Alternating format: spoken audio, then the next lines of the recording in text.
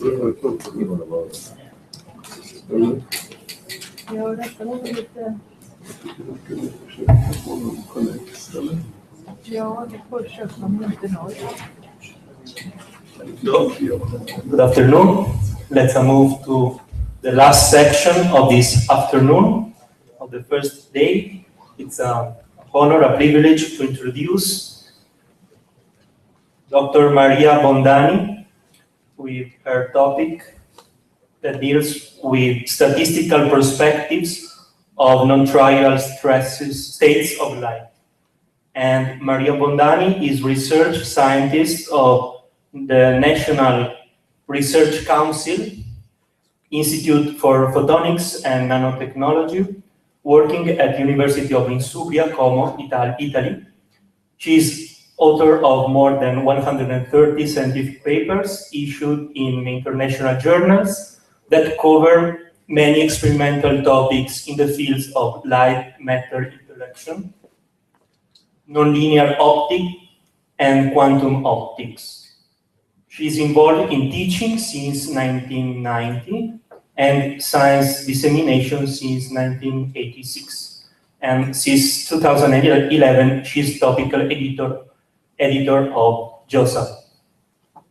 So thank you for coming. Thank you. Thank you for being here at this time of the afternoon. I will give a technical presentation because I'm a physicist and I'm not trying to give any metaphysical or theological interpretation of my work. And what I will speak about are statistics of light, statistical properties in general of light. So as we have already heard many times today, the promise of the nature of light comes from very far away in the past, from ancient Greek through the beginning of modern science until now. We are still debating. We have heard about vacuum and quantization of the field, which is still a problem. And I don't want to revise all the story, of course, it's too long, but what the starting point for me is, okay, there has been a huge debate about controversy about the nature of light between waves and particles, as we know. We know that to the beginning of 19th century, the opinion of a master as Newton was winning, so everybody was thinking, all the scientists thought that light was made of particles huygens in rays, but still there was another competing opinion started by Huygens that described light as waves. And we know that the revenge of waves came in 19th century with the demonstration of a lot of properties, wave properties of light, starting from Young to Fresnel, Arago, and many others. Maxwell stated the final and complete theory of propagating electromagnetic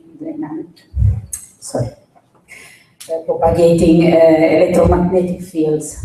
But as we all know, the story was not finished at that time because some problems were still open, and at the beginning of the last century, 20th century, sorry, I have problems with this.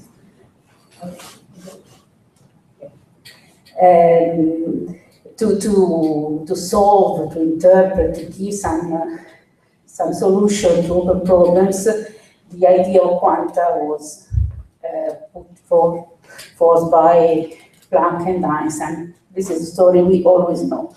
What is not good for me is that this is a sort of vulgata somehow. It's a sort of main way to describe the story that ends with, okay, so we have photons. At this level, we have photons.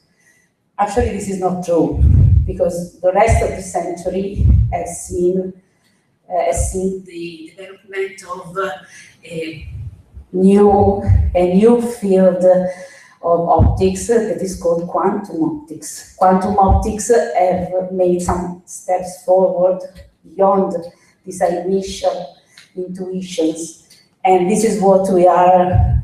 I'm a quantum optician. I'm working on this in the lab, and the point of view of quantum optics is not so simple. So, for instance, it is not true that the interpretation of photoelectric effect given by Einstein implies unavoidably having photons propagating in the vacuum. This is not true. There is a so-called classical theory of detection of light for which we can account for photoelectric effect without the need of make an hypothesis on free propagating particles called photons. So this is the point. So my question is, what is now going on? What is now going on? Since the beginning of the century, a lot of things were achieved, a lot of steps were made, and this is a list, but which involves very many important people, persons in the story. It's not complete. For instance, I avoided putting down anything concerning atoms, not because I think that interaction with atoms is not important, but it was just for light part of the story without interaction with atoms. But can you see, there are a lot of achievement, very important achievement, and it is not finished, because every day we have something new. And okay, so what is, according to me, the point of quantum optics now? What do we do every day? The question is, how many states? Is a state really quantum? Do a state really deserve a quantum description to be completely described from the experimental point of view, theoretical point of view, or it can be described classically, and quantumness or other features come from some other part of the experimental setup or detection, things like this. So the answer is, okay, if we want, and we want, because this is the clearest way to describe the light is to have a quantum description. If we want, we can describe quantum leap, no, quantum is not, because we can describe light as a quantum process if we want. But for the largest part of the light, this is not necessary. It is necessary only for a very few ensemble of states, which are not so easy to generate and not so easy to handle. The largest part of the states can be described classically. Okay, so this is the point I want to develop in the following. And some caveats for non-technical people. When we deal with a physical phenomenon and with light mostly, we can only speak of detected light. We speak about light when we detect it and we measure somehow, and light disappears when we measure it. Okay, so we measure light and we look at the output of our measurements. And that's what we describe statistically or non-statistically. Detection of light is quantized. This is the result of photoelectric description of photoelectric effect by Einstein. So it is always quantized. I don't know any analogic continuous detector. If you know, please tell me. But whatever is the physical principle used to detect light, at the very end, some quantization enters. Even in temperature increase, there are phonons, there are transitions, there are states in the matter that detect light, that are quantized. So detection is quantized, and the output of quantum detections are described, are endowed with a distribution, statistical distribution, which is not originated by indetermination, some kind of indetermination in measurement, but it is intrinsic in the nature of light itself. This was, in the list, there was a mention of one achievement of Einstein, one of the many achievements. In 1909, he described fluctuations in black body radiations, and it was the origin of the description of fluctuations in light, so distribution, statistical distribution in light.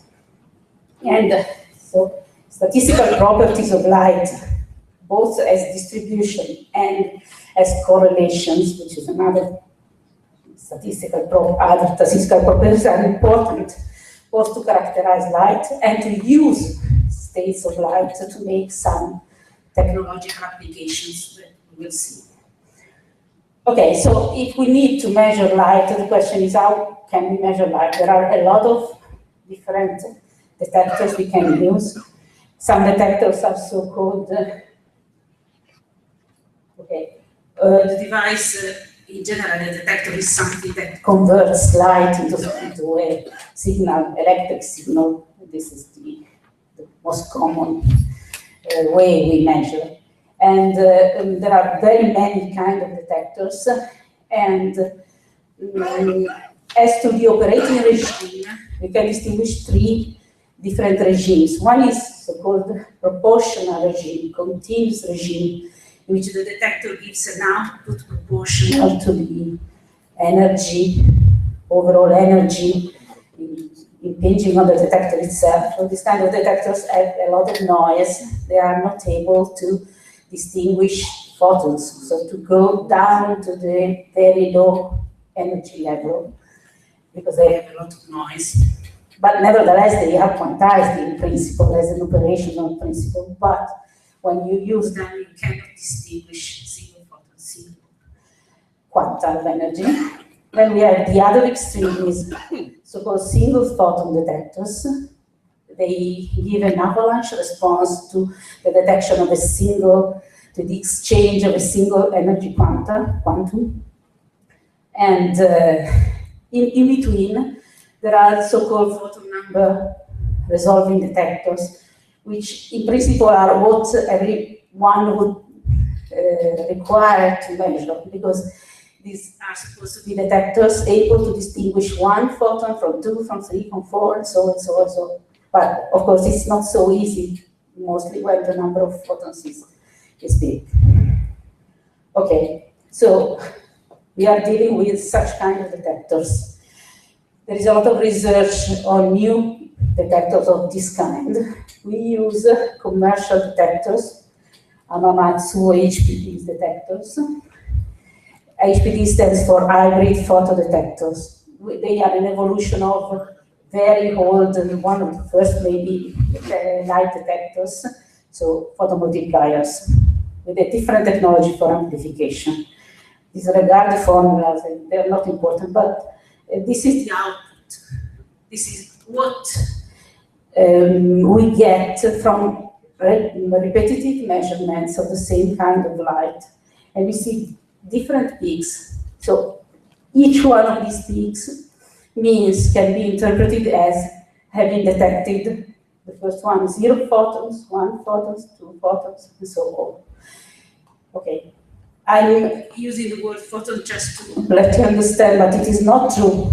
This means that the output of the detector gives one elementary output, one electron amplified, 2 electrons amplified, and so on. So we developed, during several years in our group in Como, we developed a way to analyze, which is summarized here, but it's not important, a way to analyze this output so as to extract from such kind of traces of outputs the distribution of detected photons, detected light. Okay, so as I mentioned before, light detection is important And there are two main approaches to light detection. One is called semi-classical theory of light detection, and it assumes that we have a quantum description of the detector of matter, while we have a classical description of light, which means that we can describe light as a continuous field, some kind of continuous field, which is interacts with the detector, and the output is no more continuous, but gives some quantized output.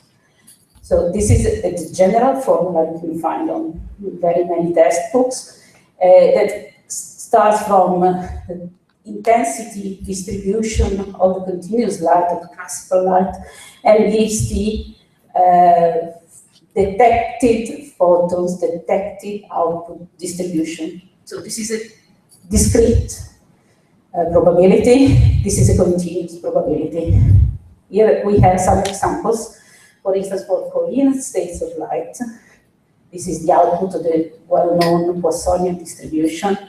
Here are some examples, different colors means different mean values of the same distribution. We have single-mode chaotic light, which was extensively studied by Professor Arecchi, and which was actually the one described by Einstein. Well, he didn't write something like this, but the meaning was the same. That starts from this kind of distribution and reaches this one. Okay, so what kind of light can we describe in this way when we can use this kind of approach? When the light can be actually described as some continuous function, continuous field. But there are some lights that cannot be described like this. And for this kind of light, we have to use quantum theory for detection of light, for describing the light, or for detecting light. This means that we have to give a quantum description of the detector, and in say, the more recent way, common way to describe this is to give the POVN probability values. The way of describing the detector is with functions, projectors like this, and we have to describe quantum, the light imaging. Okay, when is it unavoidable? When the states of light can be treated as classical.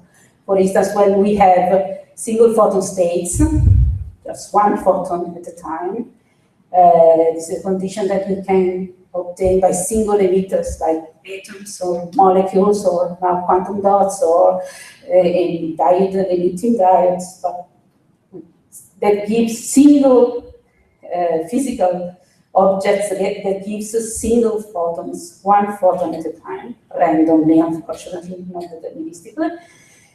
And okay, this is the distribution. So the original distribution is that we have the one here, and what we get is something more complicated.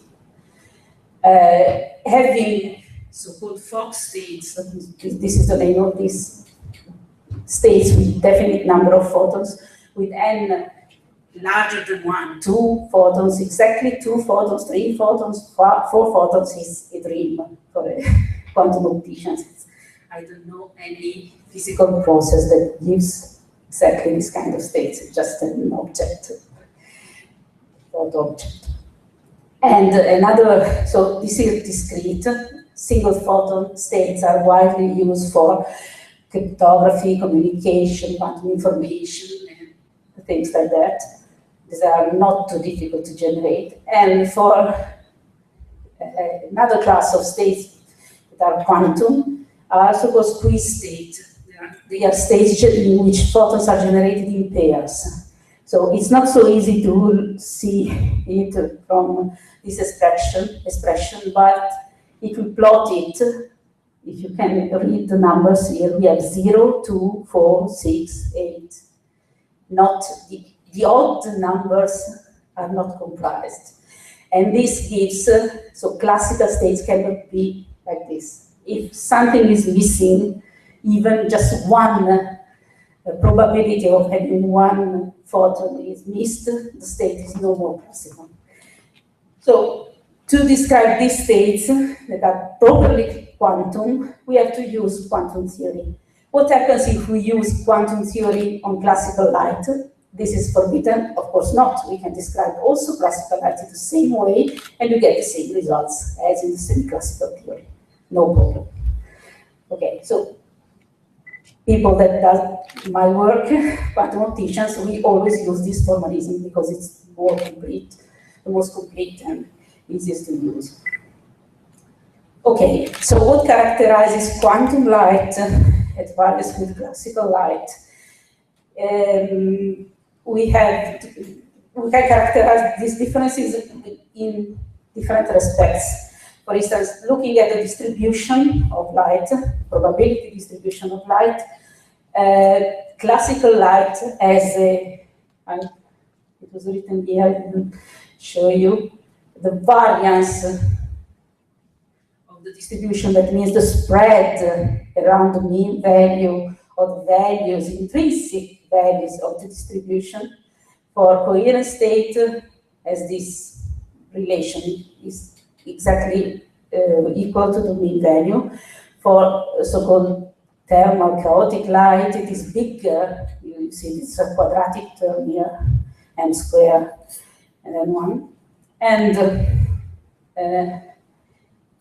for quantum light can be the reverse, characterized by having a spread, so a variance less than the mean value, so-called sub-Poissonian.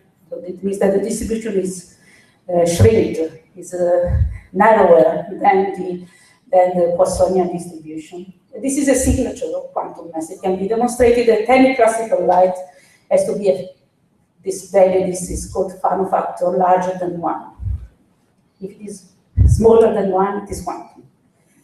And some probabilities, as I mentioned before, are 0. This is for the statistics. Another statistical characteristic of light can be found in so-called correlations. That means that we can have either bipartite state, so a state which is, for instance, twin beams, I will show later, twin beams that are generated, naturally generated in pairs. So there are two states connected to each other, or we can build some kind of bipartite state by sending our state in a beam splitter, a mirror, semi-transparent mirror or something like this, to divide it in pairs. And then we can measure correlation. What does it mean? That we can measure the output of the two states and build the product of the two.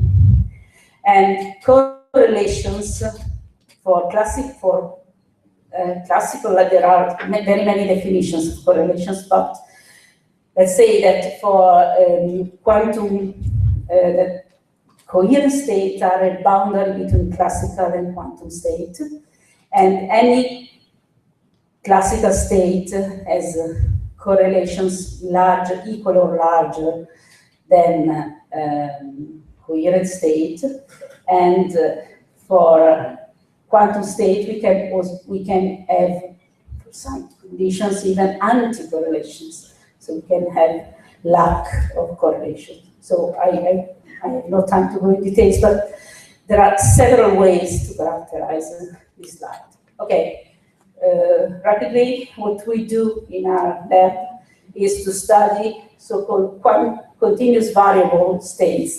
That means states that have a sizable number of photons, not just one or less than one, but many photons, not very many, not 1,000, but something in between 1 and 20 or 30. These states can be important because they are more robust against losses. If we lose one photon and we have 20 photons, it's not so big trouble, but if we lose one photon and we have one photon, it can be a problem, of course.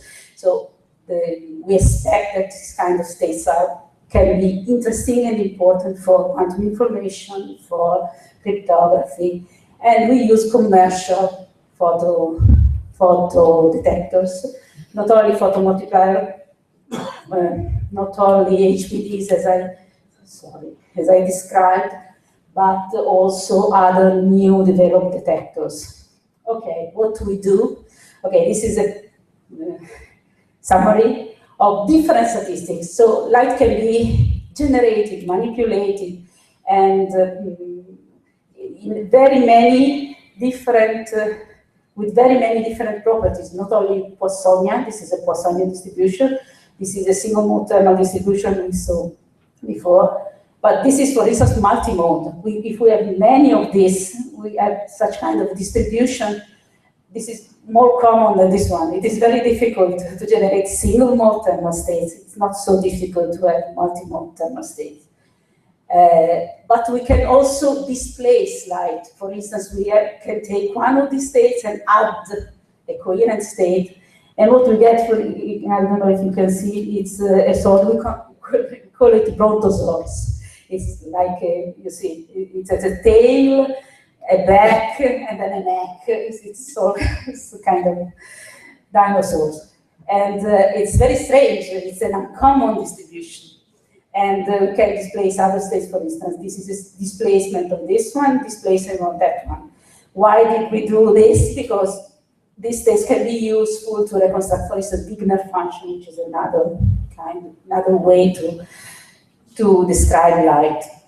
And what does it mean? This summary shows you that we are able, the technique we are developing using this kind of detectors is able to reconstruct these statistics, even if they are strange, with a very, very high fidelity. Fidelity means, okay, how close can we get to the distribution we are expecting. Okay, this is another example, very recent result, which says that even in a very common process, second harmonic generation is the process that gives the green in the pointers. You know, those green pointers, no, they are not legal because they are too strong. We have a crystal inside that generates green, and green generation, green generation gives a very strange distribution. We start with, for instance, we can start from a very common multi-mode thermal beam and reach this one, which is a very awful distribution with special function inside. Okay, so rapidly, when we have correlations, when we can measure statistics, we can produce states that have different characteristics. For instance, correlation gives us the possibility of measuring something on one side of the output and looking at what happens on the other side, thus generating so-called conditional states. So conditional operation gives new states of light. We did this starting from single mode thermal light, from displaced phase average state, which is the brontosaurus I was speaking for, and from multimode twin beams. This gives new states with new, I'll show you one, with new distribution, different distribution, which are different from the beginning, from the original one. And in the case, we are starting from a light. This kind of light is a non-classical light. Non-classical light means that the correlations between the two arms cannot be described in terms of classical correlations, because they are much more correlated than any classical light. And if we use those states to generate conditional state, what we get is we verify that they are more correlated. One way to verify it is to calculate this parameter. If it is less than 1, we are non-classical. So all these states as a function of one parameter of the system, all these are non-classical. And if we make a conditional measurement, what we get at the end is that we can have states with a Fano factor. Remember, Fano factor less than 1 means non-classical, Fano factor less than 1, and this means we can generate non-classical states. Okay, the last quantity we can manipulate for this state, but it is a little bit more technical, is what we call non-Gaussianity. So the description of the states in terms of the Wigner function, which is not Gaussian. This can be a resource for quantum information, for instance. Okay, so the conclusion is that in our lab, with techniques commonly used for quantum optics, we can generate, measure, and prepare states of light. We can have a non-trivial photon-number distribution that can have correlations, and this correlation can be exploited to prepare other states that could be useful for implementation in protocols. And I remark that, okay, quantum optics approach is the commonly used quantum approach even for classical light. And that quantum light has more, is a little bit more resources than classical light. Quantum light can be exploited to do more things than classical light. That's why there is a lot of work in trying to produce non-classical light in different regimes. Okay, thank you.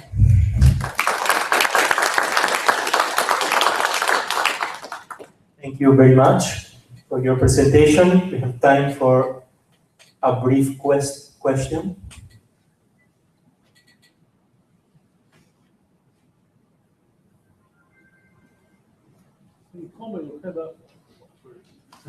The microphone.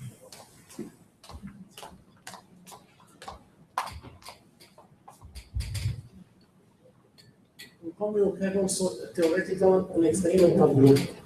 Well, yes, mainly How many people you are? 2. Myself and a younger researcher, and when we are lucky, some PhD students, but only when we are lucky, because students are a very precious combination. It's not so easy. It's a problem in Italy, but I guess in a lot of places to recruit students for physics. Physics is too hard. Also, the field is very difficult. The field? The field. This field, you mean the research field? Yes. Well, okay, optics was disregarded for many years during the 20th century, till when in the late 70s, it was used to demonstrate non-classical effects, so entanglement. And so there was a revival of the interest in optics somehow. And now there are very many groups dealing with quantum optics. Most of them are dealing at a single photon level and not in such mesoscopic regime. But it is difficult to have students, to have people, and to have money, because we prepare very good students and they go abroad. So they go for PhD outside. It's a big problem. Thank you very much. So let us move to the second speaker.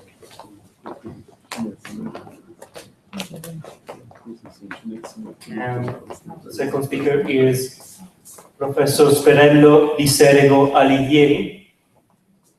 And the topic deals with photons, the essential tool of astronomers. Sperello Di Serego Alighieri received his laurea in astronomia at the University of Padua in 1975. He is now a senior research astrophysicist at the Arcetri Astrophysical Observatory in Florence. He previously worked for the European Space Agency, both in Norwich, in Holland, and in Munich. His scientific interests include astronomical instruments, the evolution of galaxies, active galactic nuclei, the interstellar medium of elliptical galaxies, and gamma ray bursts. So thank you very much for coming. Let me thank the organizers for letting me talk here. I am, as you heard, an astronomer, and I want to bring the view of astronomers at this conference.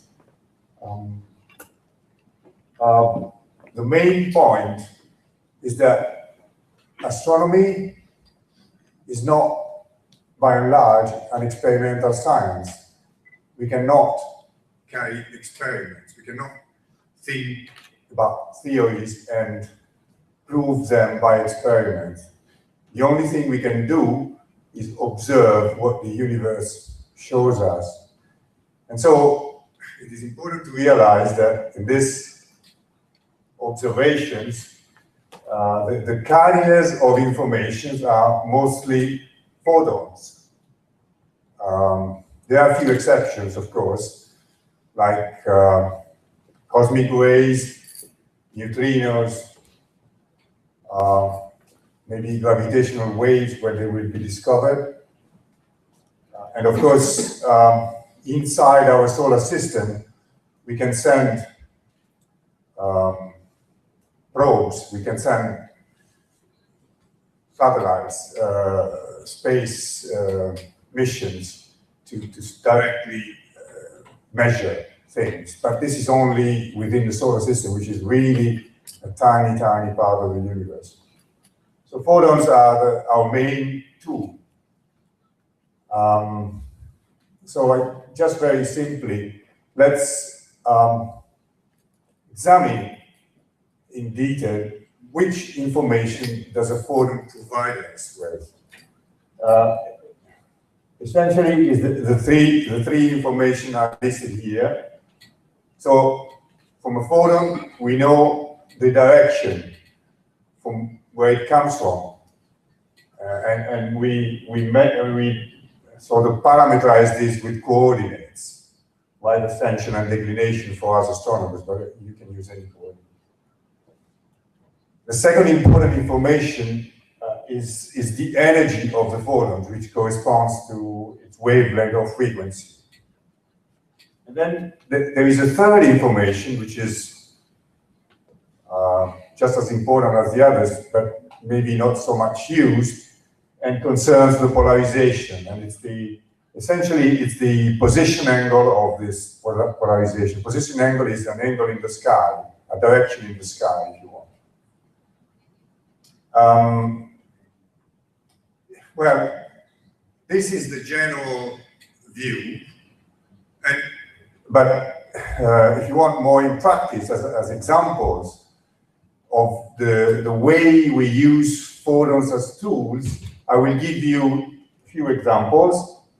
The first is, thanks to the Doppler effect, photons can be used to measure radial velocities, so velocities along the line of sight. Well, maybe most of you know what the Doppler effect is. It is essentially the same by which when a car or a vehicle approaches you, you hear its tone higher, and then when it leaves from you, you hear its tone lower. So the rules is expressed here is very simple. I mean, the relative displacement wavelength is proportional, is equal actually to the velocity divided by the velocity of light. In relativistic terms, it's a little bit more complicated, and it's expressed here, where beta is the ratio between the velocity and the velocity of light. So this holds for velocity which are much smaller than the velocity of light. In case the velocity reaches close to the velocity of light, you have to use the relativistic formula. As an example, from such measurements, we have recently discovered most of the planets which rotate around stars outside the solar system.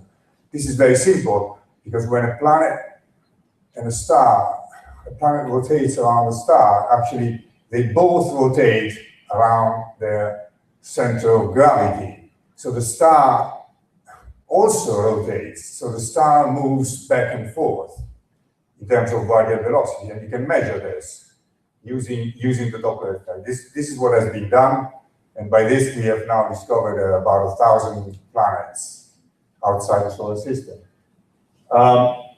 Well, in addition, and related to this, if you want, because of the expansion of the universe, radial velocities can be used to measure distances with what is called the Hubble law. The Hubble law says that the recession velocity is proportional to the distance with the Hubble constant. Well, for a long time, we astronomers, we've been discussing about the Hubble constant, but now we don't discuss it anymore because it has been measured quite precisely. For example, recently by the Planck satellite, a European satellite, which measured it with high accuracy. Well, then another example, photons can be used to measure sizes because the velocity of light is finite and is constant. We know about it.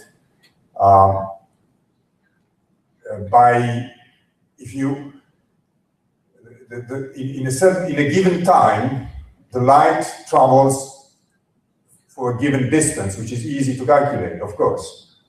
An example is given here. In February 1987, a supernova exploded in the Large Magellanic Cloud. This was very visible. And a few years later, a ring of light was discovered by the Hubble Space Telescope around the location of the explosion here. And I mean, this ring of light is due to the interaction of the UV light emitted by supernova and the surrounding material. It's a kind of light echo, if you want. So just by knowing the time elapsed from the explosion of the supernova and the shining of this ring, you can just measure this distance. It's very simple.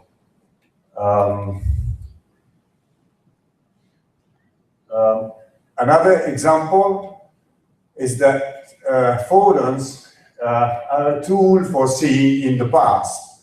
Well, again, the velocity of light is finite. The universe is very large. So light from distant universe travels a long time before reaching us. And so what we see is actually happened long ago. It's important to realize that we can only do this along what we call the past light cone, which is depicted in this picture. We cannot look anywhere in the past. That's important. Just along the light cone. But still, this is very useful to study the evolution of the universe in general, and of, for example, the evolution of galaxies, of structures in the universe, etc. Just as an example, I mean, the universe is about 14 billion years old, and the oldest photons we can see are those of the cosmic microwave background, which were emitted when the universe was about 370, 380,000 years old. So we can really look into the past of the universe by most of it. Well, another important question which we ask, and it's important in order to be able to use these photons, the information that the photons bring us, is to understand whether the information that the photons bring to us can be changed when they travel across the universe. Now, we know that the direction of the photons can be changed by, actually is changed by a strong gravitational field. This is general relativity. We know that the wavelength of a photon is changed, for example, by the expansion of the universe. question we're also asking is whether the position angle of the polarization can be changed. We call this cosmic polarization rotation, and no rotation has been measured yet. There have been measurements. The measurements are summarized in this picture, and they are taken by different means. The first measurements were taken using radio galaxies, and more recently, they've used the polarization of the cosmic microwave background. But as you can see, they're all consistent with zero. Why is this interesting? Well, it is interesting per se, of course, but it's also interesting for other reasons. Of course, it's very simple to realize that if such a rotation exists, it would be either in one way or the other way. So if rotation exists, symmetry must be violated in some way. So this clearly suggests that if there is a rotation, some important or fundamental physical principles would be violated. And in fact, I list some of them here, and I want to stress that also what is called the Einstein equivalence principle would be violated. And I can show you how, briefly, in the next few slides. You know, the equivalence principle, it states the equivalence between a gravitational field and a uniformly accelerated frame. You see here, this is a uniformly accelerated frame, and here you have a gravitational field. People inside make experiments, and they cannot tell where they are. Now, the equivalence principle comes in different forms. The most simple one is what is called the weak equivalence principle, and relates, I mean, the experiments you do here inside are just relating with the motion of free-falling bodies. And this is also called Galilean equivalence principle, because Galileo was the first one to realize it by, you know, the experiment of that. He said that the velocity which the body falls do not depend on the body itself, on the mass of the body. So he was the first to realize. Now, this principle is tested to a very high accuracy, 10 to the minus 13. This is very high accuracy. Well, first of all, let me tell you, principles cannot be demonstrated. They are principles, so they can only be tested. So it's important to test them, and this one is tested to a very high accuracy, 10 to the minus 13, and there are planned experiments that can test it to an even higher accuracy. Now, there is a second important form of the equivalence principle, which is called the Einstein equivalence principle, and Einstein extended the equivalence principle to all experiments involving non-gravitational forces. It's depicted here. You can consider this being a photon coming inside, okay? Now, the Einstein equivalence principle is the basis of general relativity. General relativity is based on it. So it's important to test it, to be sure that it's really true. Unfortunately, it can only be tested to a low accuracy, like 10 to the minus 4, by gravitational redshift experiments. Now, some years ago, in 1960, Schiff conjectured that any complete self-consistent theory of gravity which obeys the weak equivalence principle would necessarily obey also the Einstein one. Unfortunately, this is not true. This conjecture is not true, because a Chinese astronomer, Wei Ni, in 1977, he found a counterexample.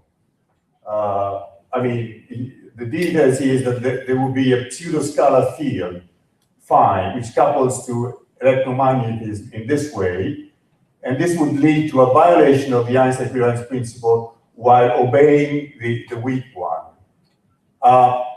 But the interesting thing is that if this field existed, then it would produce a rotation of the polarization. So this is where the cosmic polarization and rotation come in. So if we can demonstrate that such a rotation is not observed, then we would conclude that the Einstein equivalence principle is not violated in this way. So it would increase our confidence in it. Well, let me end with some statements which are not necessarily from my field, but I think it's interesting, at least to myself. Now, of course, for scientists, for astronomers, light exists. Darkness is just absence of light, so it does not exist. But if you talk to people, common people or philosophers, poets, darkness and light, they both create sensations. So in that sense, they both exist. But in fact, also for astronomers, although, as I said, for science, light exists and darkness does not exist, but the information that light provides us actually comes from the contrast between light and darkness. It's very important to realize this. You know, I dim the lights from showing my slides. We astronomers, we go and observe at night.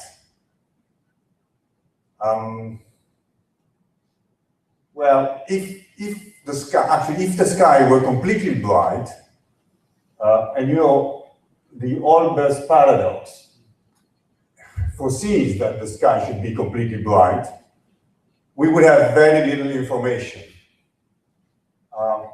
Well, if I have a few more moments, I would explain to you a little bit the Olbers paradox if you want. Otherwise, anyway, well, the Olbers paradox is quite old,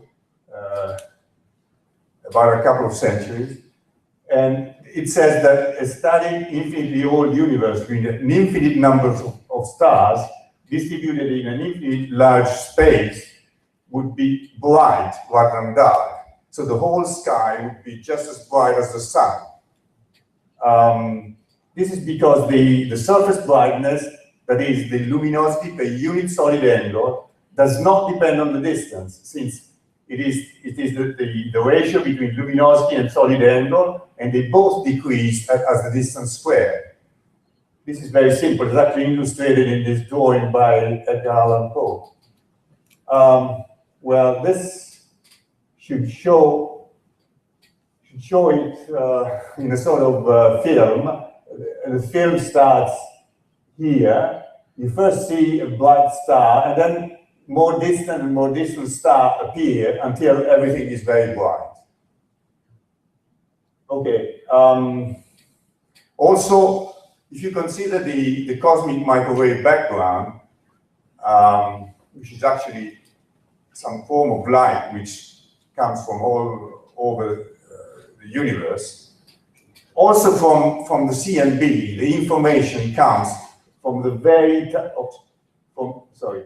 from the very tiny disuniformities that this radiation has. I would insist that the information comes from the contrast between light and darkness. I want to end by just citing the Bible, the first bit of the Bible. This is just the very, very first bit, and it says, and it says, God said, "Let there be light." You know, Fiat Lux, the title of this conference. And there was light. God saw that the light was good, and he separated the light from darkness. So God created light, but not darkness. He separated from it. So we scientists are right. Thank you very much.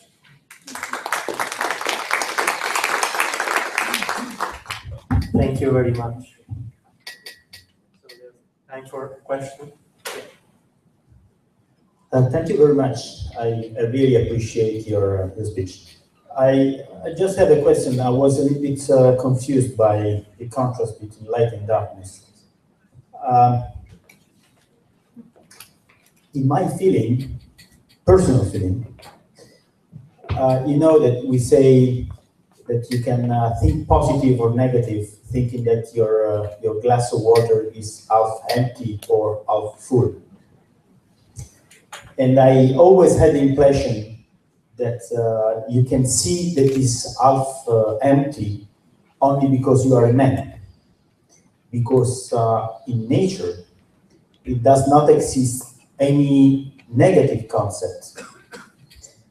We have a negative temperatures if a man said that you have a 0, and below that you are cold and above you are hot. But nature knows only absolute temperatures. Man is able to separate what is in front from what is in the back, what is up and what is down. So in nature, all negative concepts are coming from the man, who is somehow putting a limit or what is experience is experience. So even with light, I was always thinking that light, you have only light. And the darkness means that you don't have light. And now you are introducing a new concept, which is darkness, which is not just the absence of light, but it's just a concept. And this is somehow unusual for me. So can you explain a little better this point? Well, don't misinterpret me. I completely agree with you that light exists and darkness is absence of light. I just want to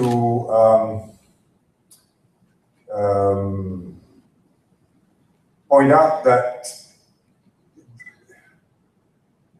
the information that we have from light actually comes from the fact that somewhere there is light and somewhere else there is no light. This does not,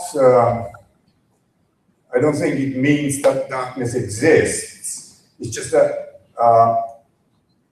contrast exists. I mean, contrast, you said temperature, positive and negative makes no sense. Temperatures are all positive from absolute 0. But still, there are different temperatures, and the contrast between temperatures is what is all the heat physics is about. So don't misinterpret me. I'm just saying contrast between light and, if you want, less light. And also, since this is a multidisciplinary conference, I want to give some credit also to poets or philosophers who, of course, deal with sensation, with what man, and this is, you know, is a field where I'm not an expert, but a field that is worth listening to.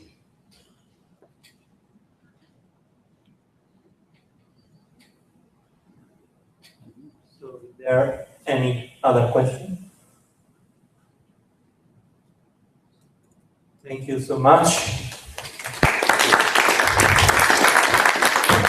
Let us move to the third speaker, Father Gabriele Gionti. And the topic deals with a string theory based FR gravity with duality transformation. Father Gabriele Gionti was born in Capua on November 18, 1967. He is a member of the Society of Jesus since 2000.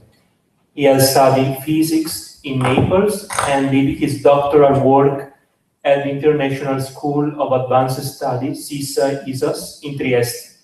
He studied philosophy, the bachelor degree in Padua, and theology, bachelor and license in fundamental theology, science theology, at the Jesuit School of Theology of Santa Clara University in Berkeley, California. Since 2010, he is staff member of the Vatican Observatory, doing research in cosmology and quantum gravity. So thank you for coming. Thank you very much to the organizer and for this, for inviting me to talk about this work. I will try to talk to you about my recent work I am doing on mainly it's quantum gravity, but it's trying to link quantum gravity to cosmology. And I'm doing this work in collaboration with these people, Salvatore Capozziello, Maria Felice De Laurentiis, and Daniele Vernieri. I belong to the staff of the Vatican Observatory, but I'm also recently associated with the INFN, the National Laboratories in Frascati. So the plan of the talk is the following. Since it is a multidisciplinary conference, I will try to talk, as I was advised to do, about the main ideas behind without trying to use any formula. So the idea is to briefly introduce general relativity. We'll talk about the problem of dark matter, dark energy. I will talk about this new theory, extended theory of gravity, called also FOR theory of gravity. I would like to show you briefly how extended theory of gravity fits with cosmological data. And I will try to introduce this more exotic theory of string theory and how it's connected to extended theory of gravity. I mean, how it's connected to gravity. And I will talk about duality transformation, this issue of long-range, short-range transformation that link extended theory of gravity to fundamental theory like string theory. I will withdraw conclusion. So first of all, thanks to the previous speaker, you already introduced some subject, so you already have the idea more or less what is general relativity. It's an extension on special relativity, means that you are in special relativity you deal with the reference frame which the relative velocity between reference frames is constant. General relativity deals with the reference frame in which the relative velocity of the reference frames are not anymore constant, and is based mainly on two main principles that are one of these principles has been already said. The first principle is the mass equivalence, means that the gravitational mass is equal to the inertial mass. The opposition of motion to bodies is the same of the way in which two bodies attract each other through the gravitational force. And the other point is the covariance principle. I mean, the law of physics are the same in every reference frame. This is the point. In every reference frame, the laws of physics are the same. So the result of this is that space-time is not anymore an indifferent subject, but is a dynamical entity, and is modified by the presence of massive body. Massive body generates curvature in space-time. And free-falling body will move along the equivalence of straight line in curved space that are called geodesics. Gravitation, in this way, gravitational force is not anymore an action at distance, as in Newton, but becomes a field, like electromagnetism. Now, what is the problem with this formulation of gravity? It has been noted, especially studying the rotation curves of galaxies, that the radial velocity of galaxies in function of the distance from the center of galaxies should have a behavior that is this one. Instead, it has a behavior that is this one. So as long as you move far from the center, the radial velocity increases. This cannot be explained only with the matter we see. So people have introduced another ingredient that is called dark matter, a matter that you don't see, to fit Einstein's general relativity with this data. And this kind of matter has to behave in a strange way because it has to be dark matter interact only gravitationally and weakly. And there are two other phenomena connected to dark matter. The first phenomenon is that studying the emission of X-rays from cluster of galaxies, still you need to explain this phenomenon of dark matter. And there is the famous gravitational lensing, the fact that sometimes you see that light deviates in a strange way that cannot be explained with ordinary matter, so you have to introduce dark matter. And if you study the cosmic microwave background, the first light of the universe, you notice anisotropies in the spectrum that can be explained again using dark matter. There is another ingredient that is really a whole of the theory, that is dark energy. And in cosmology, this is a big problem now, because what the people has observed in 1998, an observation that became a Nobel Prize in 2011, was that studying the supernova redshift, the universe is not really decelerating, as Einstein's equation will say to you, but is accelerating. So how you can explain this acceleration? It behaves like a negative gravitational force. You explain this introducing a sort of energy called dark energy and introducing a constant in the Einstein equation. It is called gravitational constant. And in this way, you get a negative pressure that explains the acceleration of the universe. Okay. So the standard model, what is called the standard model in cosmology, is the Friedmann-Lemaître-Robertson-Walker model, that with cosmological constant, a dark energy become lambda CDM model.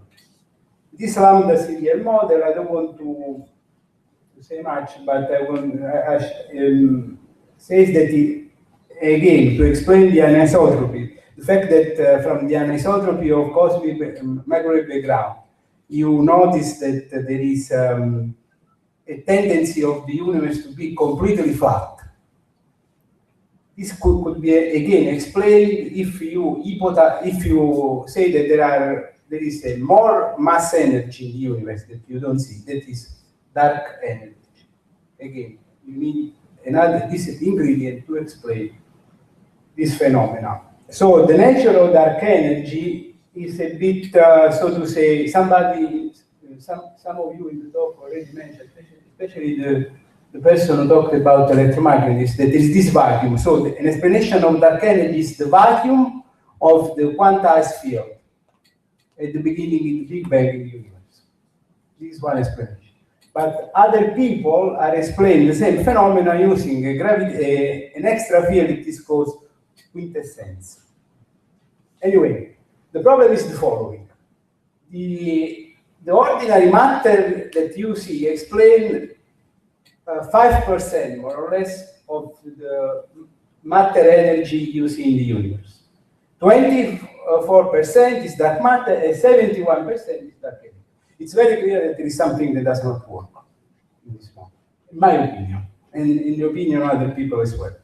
So people have formulated what they are called a standard theory of gravity, the modification of Einstein's general relativity. These are theories in which you introduce further terms in the mathematics of the theory that explain this stronger or weaker aspect of the gravitational field. But as regards the experiment who tested Einstein general relativity, they are the same. I mean, fit the experiment at the level of the solar system and on the large scale structure, and are able to explain many things. They were introduced in 1970 by the work of Buchdahl, and later on by the work of another famous cosmologist, Saruminsky, famous for the inflation, another phenomena of which we will not explain. The extended theory of gravity, as I said before, can explain, are able to explain both weaker and stronger aspect of the gravitational field. When the gravitational field has to be stronger as well as weaker. So, if you see some graphics that show the behavior of the radial velocity of galaxies, you see that with the extended theory of gravity, you are able to reproduce the curve, the rotational curves of galaxies. So the extended theory of gravity are very well fit. Anyway, to explain the rotational curve of galaxies. So this is the first success. The second, without, of course, without introducing dark matter. And you are also able to map extended theory of gravity to lambda CDM model of the standard model of gravitation. I mean, you are able with the standard theory of gravity to explain also dark energy. To map again the extended theory of gravity to the lambda CDM model. So without introducing dark energy. There is some fundamental problem anyway with this. Because this extended theory of gravity are considered by many physicists, especially quantum physicists, ad hoc model, because what is the problem? It's difficult to quantize them. I mean, if you quantize them, they are, in technical terms, non-renormalizable, cannot be normalized, because you have infinities, cannot be normalized. So you lost unitarity. So really, you are not able to quantize the field. So since how many minutes I have? 5. So since you are not able to quantize them, are they linked to a fundamental theory or not? Now, this is the result of our work. We studied a gravitational action coming from string theory. And because of this gravitational action coming from string theory, they have duality symmetry, means some aspect for which you can map fields that behave. You have two dualities. The simplest explanation is the following. You have two mathematical theories that describe the same equation of motion. So they have solutions that are physically different, but that are mathematically the same solution, but physically different. This phenomenon is called T-duality. And why they are so important? Because they map short distance with long distance. Now, we have noticed that it's possible, as regarding the gravitational action, the gravitational behavior at low energy of string theory, to map this gravitational action of gravitational field coming from string theory to an F over theory. And this F over theory is still has, because it's an effective theory, a duality transformation. So in this way, we've demonstrated in only one case that we have an extended theory of gravity that is not phenomenological, but comes from a fundamental theory of gravity that is string theory.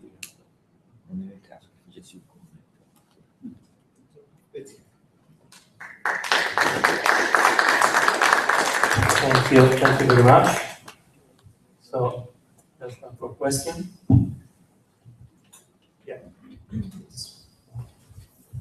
Yes, could you say something about tests of the extended theories of gravity? You mentioned rotation curves, Yeah. and those are just, we have another explanation for that.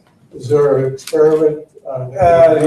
You know, there are cosmological measures. What I can say, I'm not a phenomenologist, but what I know from phenomenology is that when they study the velocity, rotational velocity of galaxies, as I have shown you,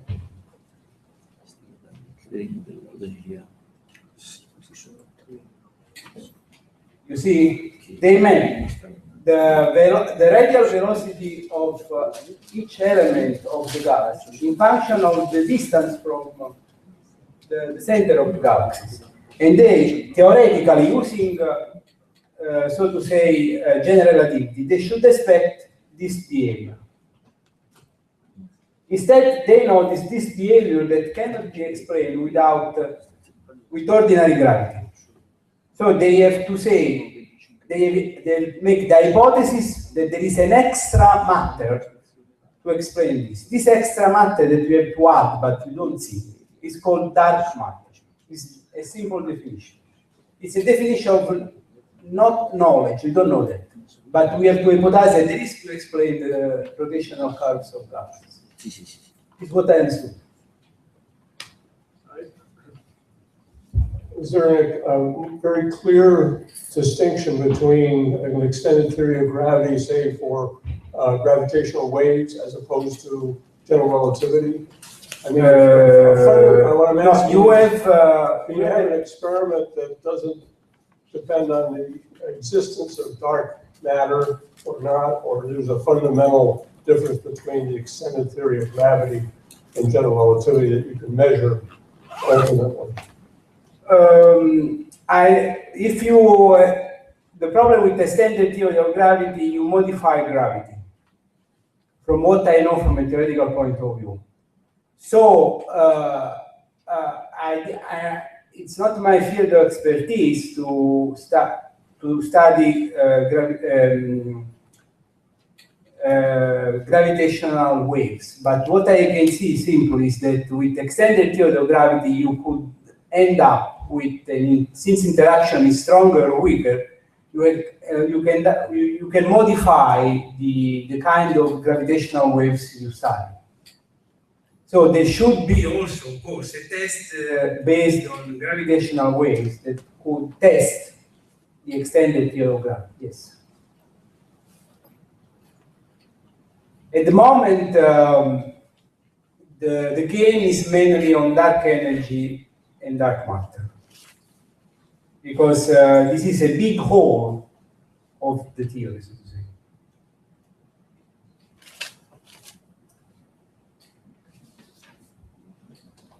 There's another question. Grazie. No, una cosa molto breve, ma diciamo che è curiosità. Diciamo che nell'ipotesi dell'equivalenza fra materia ed energia, Sì. è stabile il rapporto fra il 24 e qualcosa della materia scura e il 75 e qualcosa della energia nel tempo? C'è una spiegazione in qualche modo di questa cosa? Dark energy and dark matter, the name, what I understood is that because the way they were introduced. Dark matter was introduced because you need an extra matter in order to explain this kind of matter. Dark energy, but the nature is completely different of these two kind of, there is the equivalent, because I had the same doubts. I mean, in relativity, matter is equivalent to energy. So, but the problem is the way in which they were introduced. So there are two different concepts, and probably they are two different kind of things that could be revealed. I mean, two different kind of particles, two different kind of interaction that will be revealed in the future. In fact, I got an headline today that LHC is starting to run again and who would like to find dark matter, something like that. Because it's a big question in physics now.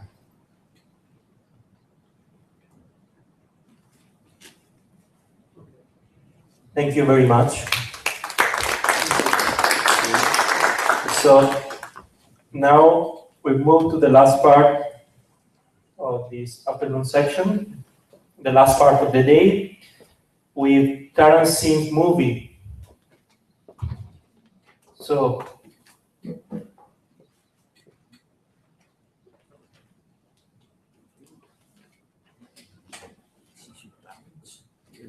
I introduce Charles Stone's A Life for Lasers. Tarant was raised in California and educated at UC Berkeley, where met Professor Tones. He has been dedicated to making a documentary film on him, on Dr. Tones. For the past 3 years, because of Dr. Tones has contributed so much to science and society.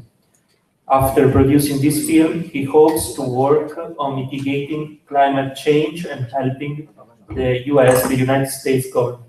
Thank you very much. Thank you, everyone. It's a real honor to be here. I didn't plan on addressing you in short sleeves and blue jeans, but the airlines lost my luggage. Okay, so thank you, Dr. Pasquale. Thank you, Dr. Fazio. Thank you to John Medley for making this year and all the other members for making this year and this event possible. Today I want to talk about the extraordinary life of Charles Townes. I've been making a film on him for the past 3 years. It's titled Unturned Stones. And that's to reflect Charles's belief that the path of discovery is filled with stones waiting to be turned over, the stones being new discoveries. This here is the seal. I think Mr. Puente will be familiar with this. It's the University of California seal, and there is Let There Be Light, Fiat Lux. So, that's a nice little coincidence. Okay, I'm going to give a brief overview of Charles's career scientifically. He invented the Maser laser and created the field of quantum electronics. He played a key role in the Apollo lunar landings that landed man on the moon. He discovered the first polyatomic molecules in space with ammonia and water in the Sagittarius B2 gas cloud. He pioneered, one of the pioneers of infrared astronomy, and discovered the supermassive black hole at the center of the Milky Way galaxy by measuring the velocity and mass of gas swirling around Sagittarius A, and deduced its mass to be 3 million suns, for which its size indicates a supermassive black hole. That was the first evidence that there's a black hole at the center of our galaxy, and a general theory that there's black holes at every quasar. He developed new approaches to infrared interferometry, which used 3 laser-aligned telescopes, and at the 10 micron level, which he uses to study and understand stellar dynamics. He also initiated the infrared and optical searches for extraterrestrial intelligence. Originally, he was kind of shouted down for thinking aliens would want to talk to us via lasers, but now these programs are running. His high-level advising. He has met every US president since Harry Truman, which was World War II. There's one exception to that, that's Barack Obama, President Obama. He was a member of the Pontifical Academy of the Sciences since the 1970s, a very esteemed organization. And he played a role in advising Pope John Paul to do 2 things which changed official church doctrine. One was forgive Galileo, and the other was to declare overpopulation as a threat. He initiated JASON, an elite group of scientists advising the US government to this day. He, like I said earlier, championed the Apollo flights that landed man on the moon and greatly increased America's standing.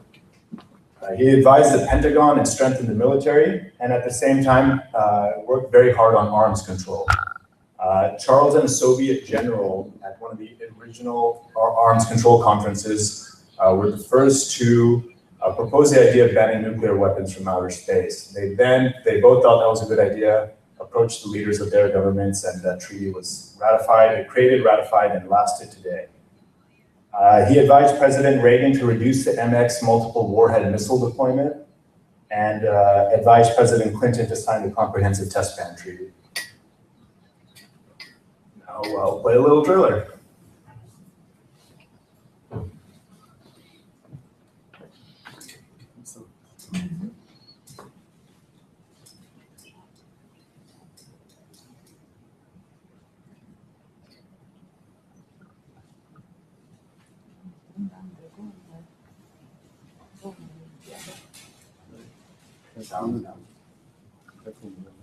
Professor sounds like the cliche of the Renaissance man. I think he's in like the Leonardo da Vinci class.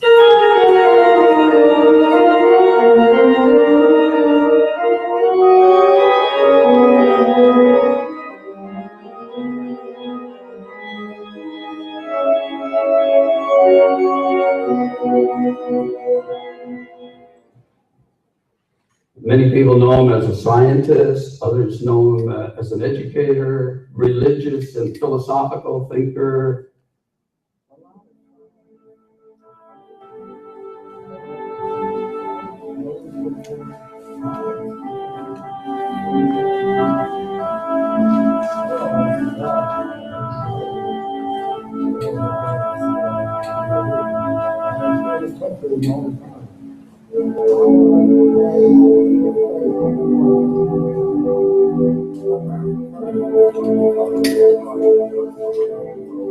And putting it in a nutshell, he believes at a certain level science and religion converge. Scientists don't understand how things work.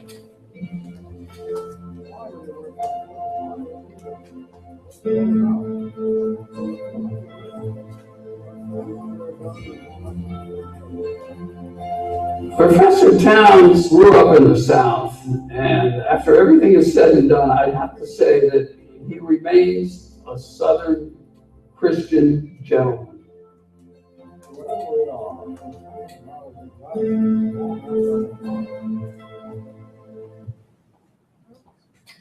All right, well, sorry there was some technical difficulties there, but we'll go back to the presentation.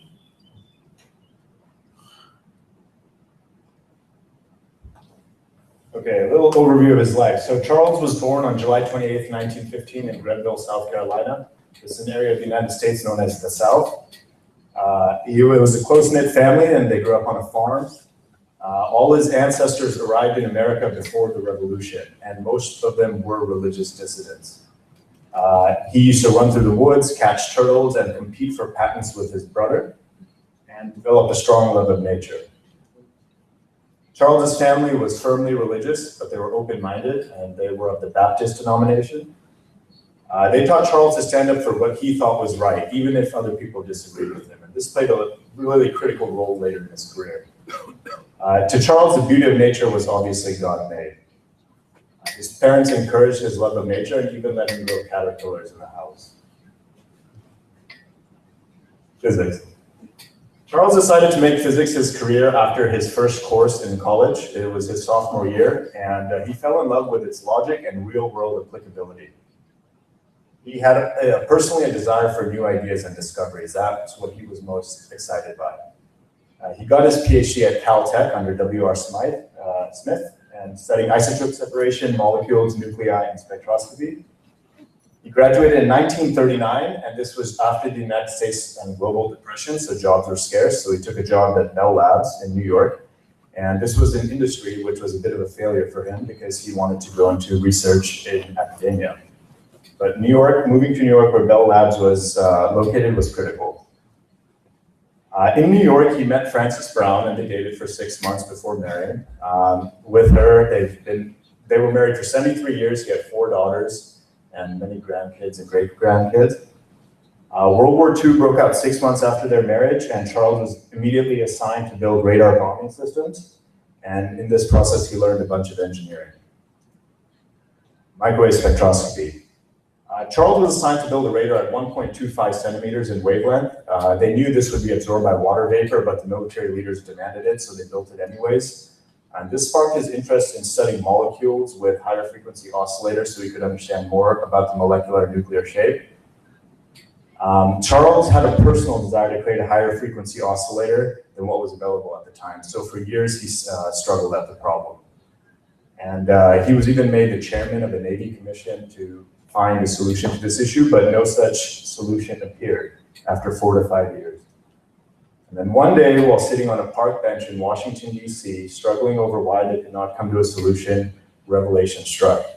Charles realized that without violating the second law of thermodynamics, you can use atoms and molecules and their resonances, which create short waves, and control them with a resonant cavity.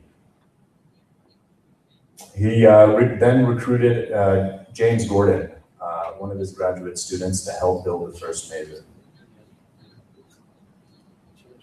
By 1954, Charles and James demonstrated the first working maser.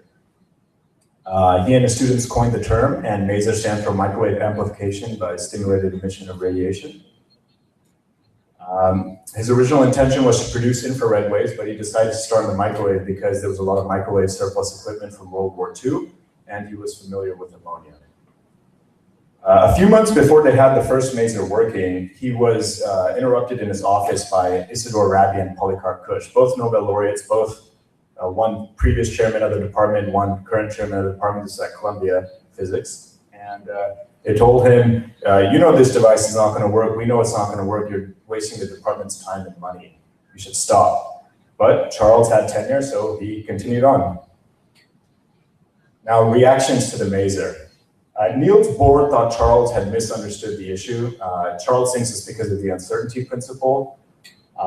And he thought that Charles had misunderstood somewhere that he could actually not produce such pure frequencies from a molecule. And he just didn't listen. John von Neumann at first was skeptical of the idea, but John had more engineering understanding. So after listening to Charles and telling him he was wrong, he went and got another cocktail at the party. 15 minutes later, came back and said, oh, you're right. Now with his engineering, he had more of an understanding of the feedback principles. The maser became such a hot topic that Physical Review actually banned the submission of maser-related papers. I think it was around 56. Now, going from the maser to the laser, like I said earlier, Charles's original intention was to get it down into the infrared waves. So in 1956, about a year and a half after he had demonstrated the first maser, no one had really moved or thought about pushing it down to shorter waves, so he sat at his desk and worked out the equations. And what he realized was that he could make it all the way down to light waves. So he talked with his ex-postdoc and future brother-in-law, Arthur Shallow, and Arthur gave him the idea of using two mirrors as the resonant cavity. And in December 1958, Charles and Art published the first paper on lasers. It was titled Optical Masers and Communications. Now, why didn't Charles build the first laser? That's a good question, right? Well, in 1959, Charles was approached by the US government to become the intellectual leader of the premier think tank advising the government at that time, which was the Institute for Defense Analysis. Sputnik had been launched in 1957. The US government was badly behind in the space and missile race, and Charles felt there were not enough good scientists in Washington, D.C., so he took the job out of the feeling of public duty. So that means he left his laboratory in 1959 amidst the hot race, even though very prominent people like Walter Brattain told him, you know, this is your Nobel Prize project, you shouldn't leave. He felt a strong urge of public duty and left. He knew the laser was in the bag. There was so much interest at that point that he knew it was going to get made. So Ted Mayman built the first one in 1960, and he has said he did read Charles and Art's paper. One more little clip.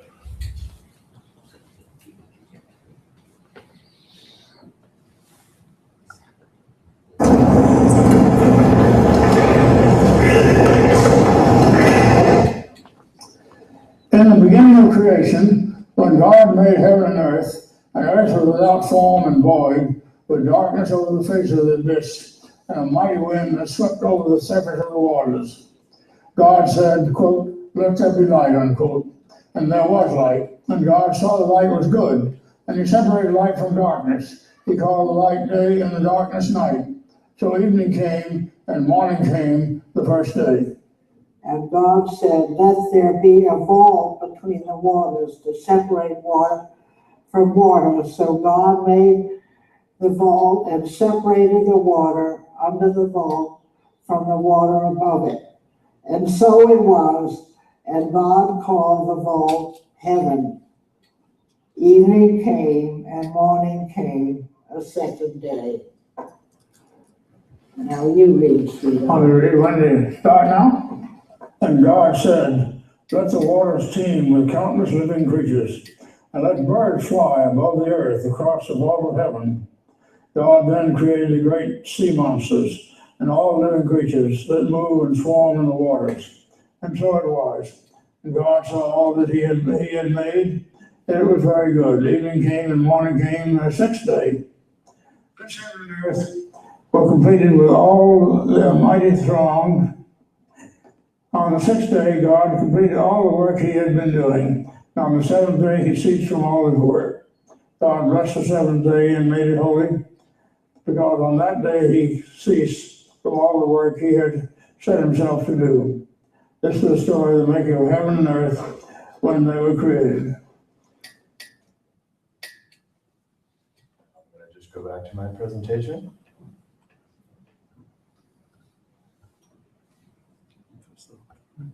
Okay, science and religion. Charles felt that science and religion are complementary modes of understanding our universe and mankind. He says science understands the what, how, structure, and order of the universe. Religion, the why, purpose, and meaning. Therefore, if there is a purpose and meaning, it should be reflected in the structure and order. And the more you find out about either science and religion, the more they can inform each other. Charles says, to me, science and religion are both universal and basically very similar. In fact, to make the argument clear, I should like to adopt the rather extreme point of view that their differences are largely superficial and that the two become almost indistinguishable if we look at the real nature of each. Revolutions in science. During the 19th century, causal determinism became the dominant mode in science. Lord Kelvin said that physics only needed a few more refinements. Laplace said he could predict the entire future if he knew the velocity and position of every particle. Now, the study of atoms and light led to quantum mechanics, and it showed the role of uncertainty at the atomic level. Now, Gödel's theorem. This is a more modern sort of revolution, but what it proved is that nothing is absolutely provable, ironically, in the scientific world, that every proof requires a set of postulates, and there's no way of telling if those postulates are self-consistent. You'll need another set of postulates to do any sort of proof. Now, commonalities perceived as differences. Charles talks about the role of faith in science, and the faith here is that the universe has repeatable laws, and that the human mind, particularly the scientist's mind, will be able to understand these laws of the universe. And he says, Einstein spent the last half of his life looking for a unity between gravitational and electromagnetic fields. Many physicists felt that he was on the wrong track, and no one yet knows whether he made any substantial progress. But he had faith in a great vision of unity and order, and he worked intensively at it for 30 years or more.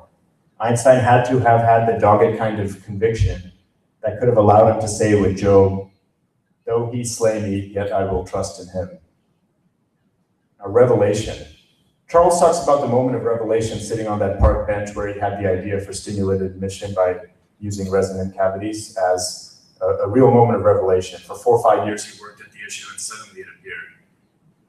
So he says, scientific knowledge in the popular mind comes by logical deductions or by the accumulation of data which is analyzed. But such a description is a travesty on the real thing. Most of the important scientific discoveries come about very differently and are much more akin to revelation.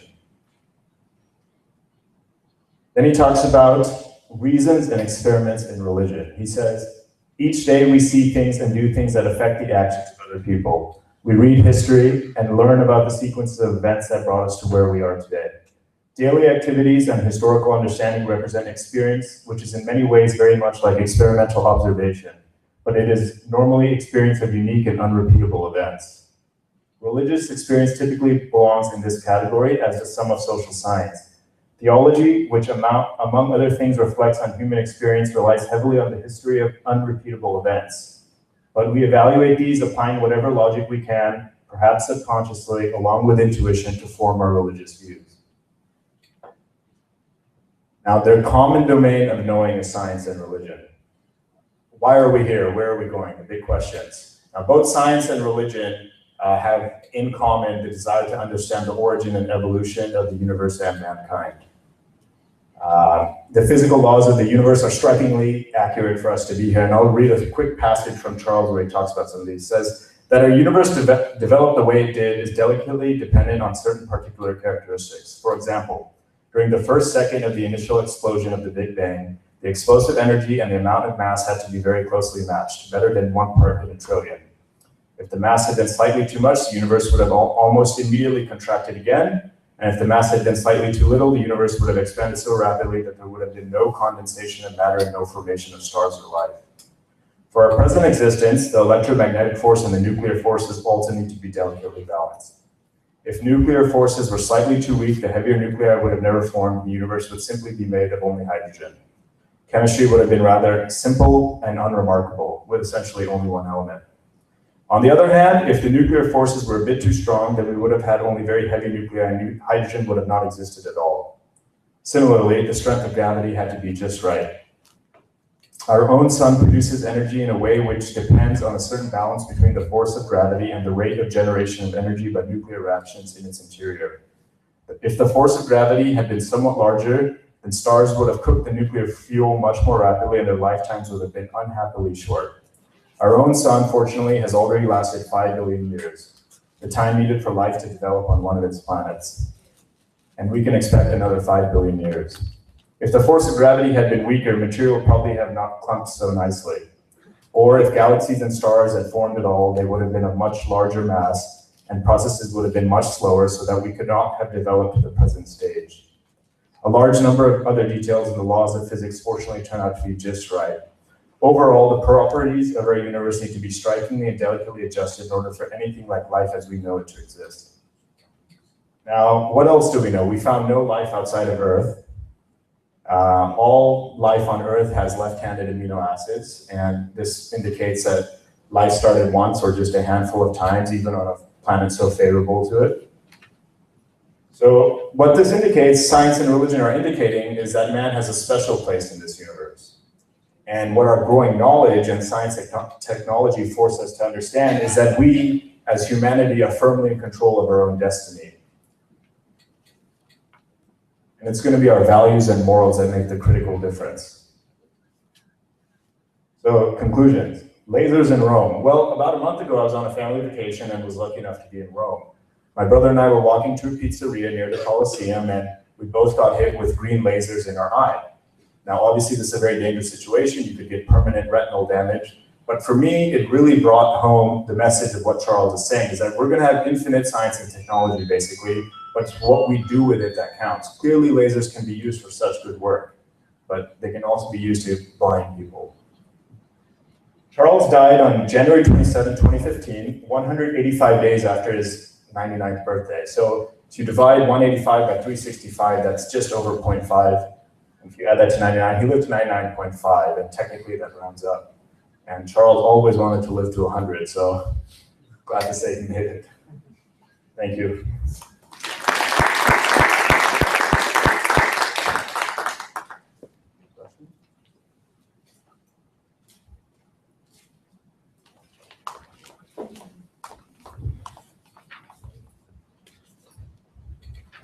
My speech is congratulations. Well, to me it was emotional because I had the chance to meet him personally. He was in visit in our lab. It was more than 35 years ago. He was in a tour in Europe. He stopped for 2 days in Bucharest. And he had been on his agenda because at that time and after that he worked with the other Nobel Prizes for lasers. There were 3. He, Gauss, Prokhorov, and Pasov. We used to work at the time with Prokhorov. Well, it was one possibility that West was forbidden for us. But he was interested in everything. He was very, very polite. So he asked about equipment, he asked about what to do. He made even some compliments. We know that the brigade was very low, because we did everything with our hands, but he was polite. And after that, we asked for a seminar. He said, no, but we can have a discussion. We had a discussion. We all were very curious because so Nobel Prize for lasers was given in '64. And it was something like 77 or 78 when he was in my lab. And the question was, what lasers do you know? And she said, no lasers. Why? I do now astrophysics. And you have seen, there were some papers which were in the field. But he made all an explanation. I don't know if it's correct or not. He said, I don't know exactly the words he used. He said, if you reach the top in a field, you should change. Because you have no more chances to be at the top in the field. You have to take something different. And he changed. I looked after that as a lead teacher, and he changed almost immediately, in the age 60. He started to work seriously in physics and related fields and so on. Very, very, very charming personality. You see, I was just a young doctor, and I had the courage to discuss with him. Okay. Yeah, that's great. He's a real nice man. In memoriam. Big thing.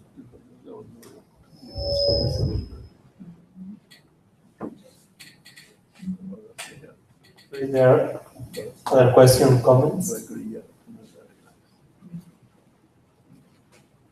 Yeah, here. It's a wonderful presentation, of course, of Charles Townsend, and this job is brilliant, which you will present here. And I had the privilege as the president of SPIE to give him the gold medal of SPIE, and that was of course a great honor. And at the same time, he was a fellow of SPIE, so I can appreciate. We also were the hosts of him in Sweden, and it was of course a great event to have him. Yeah. So thank you so much, and I really admire you for all you have done here, and all the conclusions. Yeah, well, you know, I just realized that what he did a few years ago when I was at school at Berkeley and he was a professor there, I just realized that this guy's done so much. And it's just really a unique story. And it needed to be captured. And luckily we got in there in the nick of time and it happened. Thank you very much. Thank you. Thank you. So the day comes to the end, and we conclude this first day of this Congress, and tomorrow we will meet at 8:30 for the registration, but the Congress will start at 9 o'clock. So have a nice dinner and a nice rest, and see you tomorrow. Thank you very much.